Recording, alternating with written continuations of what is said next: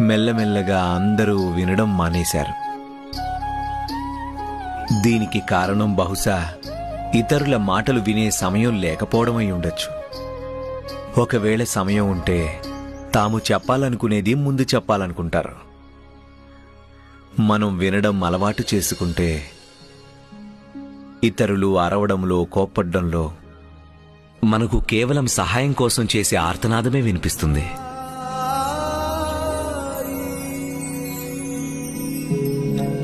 ఈ రోజుకి వారి పిలుపు నా చెవుల్లో ప్రతిధ్వనిస్తూ ఉంటుంది. ఆయన నన్ను మొదటిసారి పిలిచిన పిలుపే వినిపిస్తుంది. చాంద్, నన్ను కలవకుండానే వెళ్ళిపోతావా?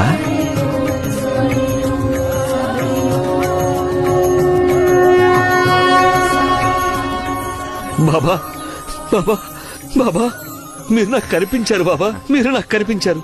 ప్రణామాలు సాయి. సాయి,